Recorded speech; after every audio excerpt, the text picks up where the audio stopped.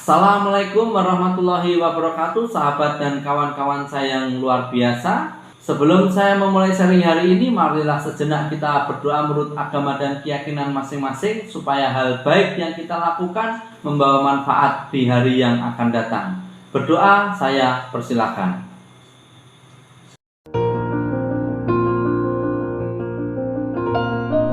Berdoa selesai. Dan hari ini saya akan membawakan sharing materi yaitu product knowledge untuk operation restoran. Jadi materi yang akan kita bahas adalah bagaimana cara kita bisa mempelajari atau memahami secara inti tentang product knowledge pada menu-menu di restoran, sehingga kita tidak perlu mempelajari banyak hal atau hal-hal yang melebar yang tidak diperlukan saat kita akan memperkaya pengetahuan kita tentang menu. Sebelum saya masuk ke poin materi yang pertama, saya ingatkan buat teman-teman semuanya yang belum subscribe channel saya, silahkan subscribe dan nyalakan lonceng notifikasinya supaya Anda mendapatkan reminder saat saya mengupload video saya yang terbaru. Kita kembali lagi ke materi teman-teman semuanya, yaitu product knowledge yang pertama. 1.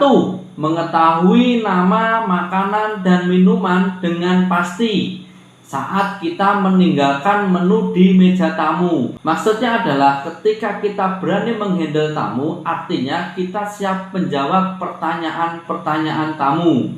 Yang kedua, mengetahui bahan utama untuk membuat makanan dan minuman. Kemudian mengetahui harga makanan dan minuman yang kita jual. Dan yang sangat penting adalah mengetahui cara membuat minuman dan mengetahui cara memasak makanan. Tidak kalah penting adalah kita mengetahui terminologi atau istilah-istilah yang menggambarkan makanan dan minuman tersebut. Sebagai contoh adalah ketika tamu bertanya tentang gado-gado, maka kita bisa menjelaskan dengan rinci seperti apa gambaran makanan yang bernama gado-gado tersebut.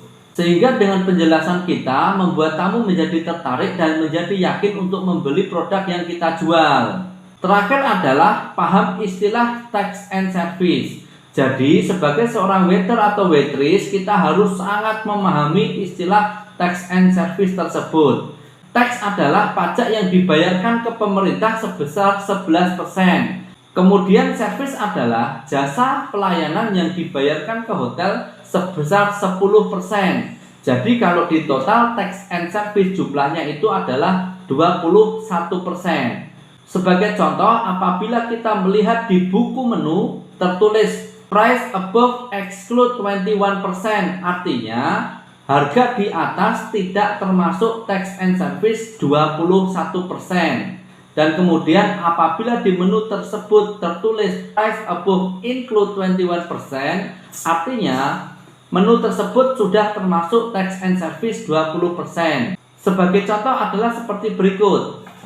Apabila di buku menu tertulis exclude misalnya, maka saat harga ditulis 100.000 itu masih ditambahkan 21%. Sehingga harga yang wajib dibayar oleh tamu totalnya adalah 121.000. Dan sebaliknya apabila di sana tertulis include, maka apabila harganya tertulis 250.000, maka tamu hanya cukup membayar 250.000 seperti yang tertulis di menu tersebut. Jadi begitu kira-kira teman-teman untuk simulasinya, sehingga kita bisa dengan mudah untuk menjelaskan kepada tamu-tamu kita. Demikianlah teman-teman semuanya untuk sharing hari ini saya akhiri. Semoga bermanfaat. Akhir kata, wassalamualaikum warahmatullahi wabarakatuh.